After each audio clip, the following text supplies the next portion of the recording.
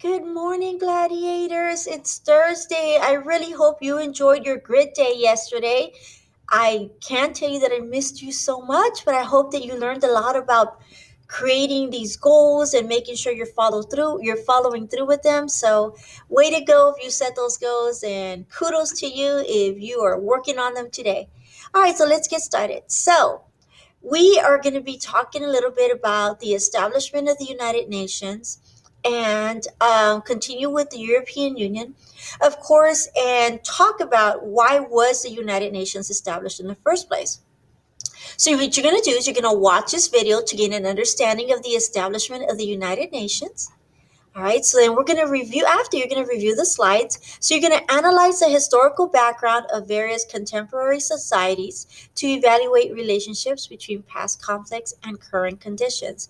Remember, all our lessons, we are learning about history, but we're somehow also tying it down to current conditions. So let's quickly go through this.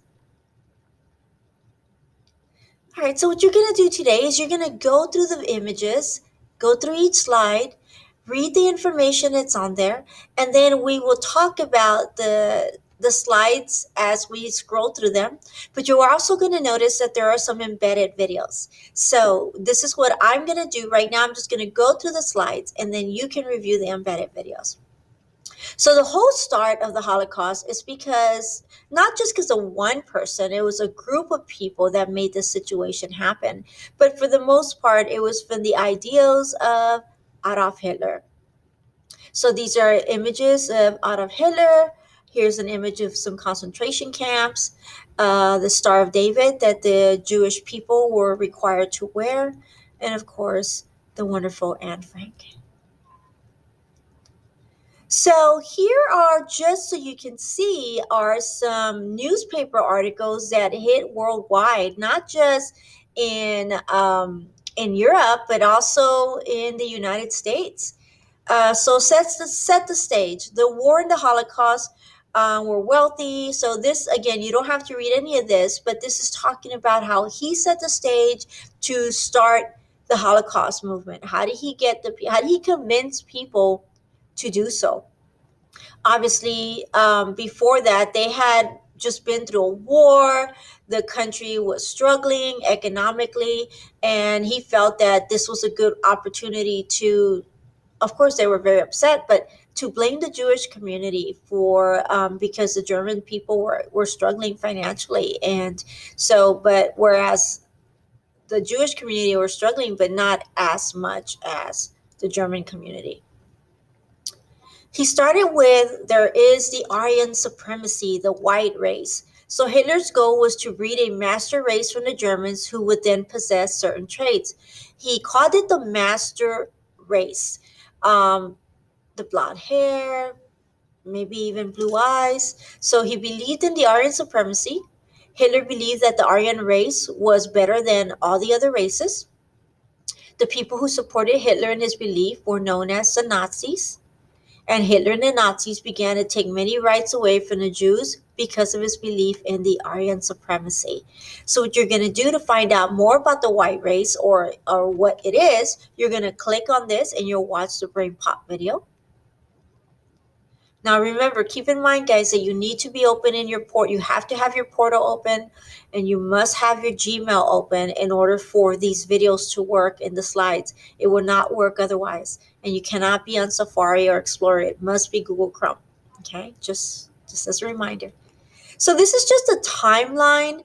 I'm not going to really talk about it very much now, but go through it just so you can see how he became chancellor of Germany, and then later on a dictator.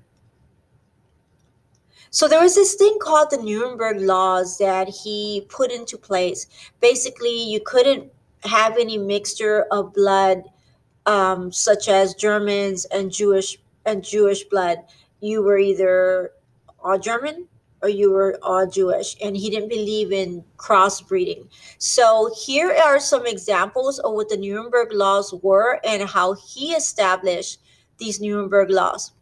There's a video for you to watch. It's very interesting, very informative. So please watch that. So this was the whole start, the beginning of the Holocaust. You also notice that there was also Kristallnacht, the night of the broken glass. So this was a time when many synagogues were burned.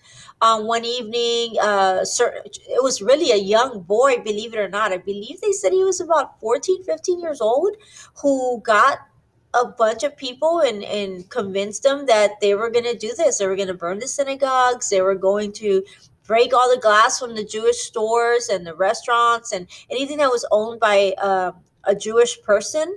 And so they call this the night of the broken glass. So here's a short embedded video that I would like for you to watch. Here's an image of some Holocaust survivors. You know, every time I see these images, it breaks my heart. But even in some images, you'll still see smiles with could be propaganda. But we could talk a little bit more about that today.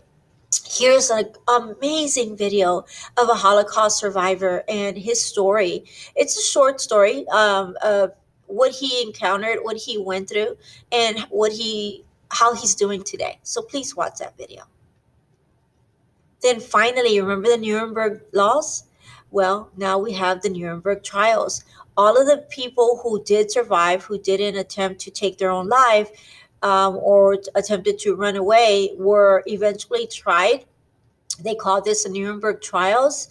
Here it's a short video just to give you an idea of what the Nuremberg Trials is. For most part, is that they made it illegal to have war crimes, and because of this, here comes the United Nations. Peace, dignity, and equality on a healthy planet. So this was formed for everyone to have human rights, to have peace within the communities, within the world. Wonderful system. It's still used. We still use the United Nations today. So please watch this video to get some understanding about it. And of course, Eleanor Roosevelt and the Universal Declaration of Human Rights. So the Universal Declaration of Human Rights is the history of human rights, is drafted by representatives from different legal and cultural backgrounds from all regions of the world. So this is just not drafted by someone in the United States. This was drafted worldwide by people who took part in this declaration. Amazing. And obviously, you could tell that it's a lot of information, but it really talks about what human rights are and what will not be tolerated. It is set out for the first time fundamental human rights to be universally protected. Now, obviously, through the history that I've taught you and will continue to learn, unfortunately, even though we have the Universal Declaration of Human Rights, there's still a lot of people who are struggling and suffering today, who their human rights are being taken away from them. So we'll continue those lessons as we go throughout the year, but we'll talk a little bit more about that today. All right, and here are the sources that I used. So I hope that you will enjoy this. Again, it is a somber lesson, and for that I'm really sorry, but it's something that we do really need to learn.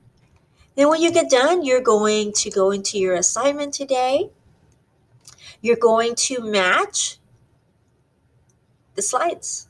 Okay, this is to the slides. You're going to match, and then you have here. Do you believe that the establishment of the universal human rights was successful? Why or why not? Provide reasoning of your answer.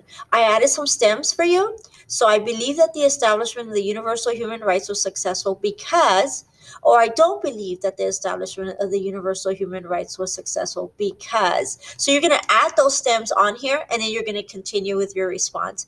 I'm curious to see what you're going to put, because remember, we are going to talk about how even though we have the universal human rights, many people are still their human rights are being taken away from them. So let's talk a little bit about that today. Okay. All right, my angels. That is it. That's what we're going to be working on. I can't wait to see you in a little bit. All right. Have a wonderful day. See you later, gladiators.